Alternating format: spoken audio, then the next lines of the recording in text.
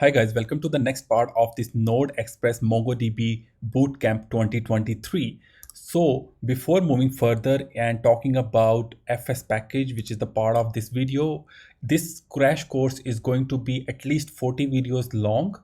And by the end of this bootcamp 2023, you will be able to build any kind of big application on the server side using Node Express and MongoDB.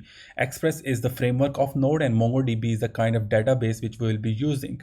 So the first 8 to 10 videos will talk about the core Node concepts like core Node packages, building servers using Node, building routes using Node, and rendering some templates using Node, and some core JavaScript concept as well, like the callbacks, promises, async await. As I told you in the last video that it is actually a JavaScript on the server side, and we'll be learning in this crash course. So before moving further, it's just a request from you guys that it's my new channel. I'm sharing my knowledge with you guys and putting a lot of effort inside it. It would be really beneficial for me and encourage me to create more videos if you subscribe my channel and comment below and share with me what you are thinking about the video tutorials I'm creating. Right, so let's start off working on this video, and in this video we're going to be talking about FS package, which is the file system package provided by the Node. And using this package we can manipulate any kind of directory structure, file structure, no matter what's the type of file we have in the folder structure. Whether you are using Windows, Linux or Mac, this file system package gives you a lot of built-in functions to manipulate the data, write the data, and a lot of read-write operations. So this is the file system package documentation on the Node website, and it gives us a lot of built-in functions that we can use. Okay, so I'll let you know that how you can import this package and use it for your needs.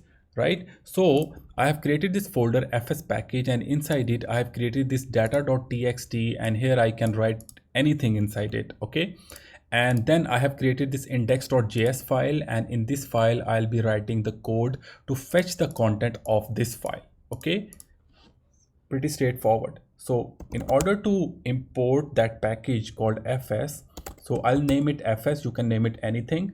So then I will write the keyword require and the name of package. Okay, and then if I write FS dot, and I need to fetch the file, so read file sync. Okay, first of all I will be using and fetching the data synchronously from the data.txt. Then I'll let you know how we can do it asynchronously. Okay, so first I will write read file sync, and here I will write data.txt, which is the path of my file, which is directly inside the same folder. Then I'll be writing the type UTF-8.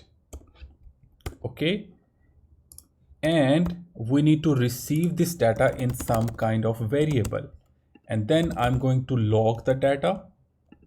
So console.log data.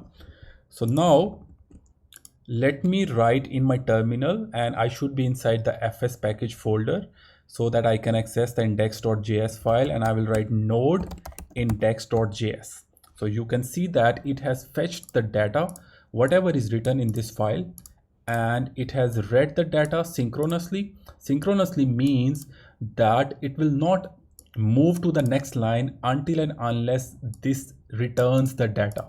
Okay, so syncing means that it will stop the execution, and until this does not return the data to this variable, it will not log the data, means it will not navigate to the next line. Okay, so we are actually making it work like a blocking code. So but we studied in the last video that the Node is a non-blocking. Non-blocking means that we should be implementing all this with the non-blocking code, means with asynchronously fetching the data from this file. So let's now move forward and try to write some data in this file or on a new file. We don't need to create any new file. We can directly create a new file or a folder directly using the FS package. So let's first create some content that we want to put inside a new file. So adding this new content in a new file. So whatever data is fetched, we can also append to that, and I can use this character above tab, okay, on the left side of one digit on your keyboard, okay, and end it with the same character. And inside it I can write the dollar and then the curly braces, then I can enter the name of variable. Here like this we can append the data with the string, okay, and the data which is, and I can navigate to the next line, and data is created on, and I can write the dollar sign again, and then I can utilize any package of JavaScript. So the date is provided by JavaScript, so date.now. So this is how I have created this string. Now let's write this file down inside a new file, okay. So I'll be writing, while writing I don't need to create a variable because it will not return anything, it will just put the data inside a new file. So write file sync. For now let's do it synchronously, means blocking code. So now I can name the file anything, so I can write the output.txt, which is the name of that file, and after that you can see that it is giving us some hints that what's the next params would look like. So it's a data string, means that the data which we want to put in the new file should be added over here. So our data is in this variable, or we can use any other variable, or we can directly add some kind of string content or an array or an object or any kind of data. So for now let's add data, okay. So semicolon at the end is not necessary because it's a JavaScript, okay. Now let's run this file. This content is printed because of the first code that we wrote. Now it has created output.txt, and now here you can see that it has printed out the modified text that we did in our index.js file, okay. So adding this new content in a new file. Hi, this is our first node application which is coming from the first data.txt file because we appended the data over here, and then we are navigating to the next line, okay. So after navigating to the next line, data is created on, and then it's going to print it. So this is how we can fetch and write the data in a file synchronously actually. So let's do all this with our non-blocking code, means asynchronously, and fs package provide us write file without the sync package, and we can utilize this to make it synchronously or asynchronously work. So fs.read file, and then I'm going to write the data.txt, and then I'm going to add the type UTF-8, and if I enter comma, and you will see that it has highlighted in blue color that there is a callback function it provides, okay. We can't write a line like this, it will throw an error. We need to make it work like a callback function, okay. We can convert the callback into promises or the async await, which we'll be studying in the upcoming videos. So let's create a function and receive the callback. The first param, it gives us an error. Next param, it gives us a data, okay. So then we can use the arrow function, or we can use the curly braces, okay. So now let's check if there is an error. We are going to throw the error, right? If there is no error, then we can log the data, okay. I'm going to comment out the first lines because I don't want you to confuse with the output that we will see in the console. I hope that it will work. So now you can see that the node index.js, this is my first node application, it has printed it successfully, okay. And if I just log this out, this is me Umair, my name. So now if I print this out, now you can see that this is me Umair has been printed first, and the console log data is printed after that. The reason is that it is taking some time to fetch the data from the data.txt and outputting it inside its callback function. But during this process, it is not stopping this read file, the async calling to this function to execute the next lines of code in our file. Okay, this makes it non-blocking asynchronous programming, which I talked about in the previous video.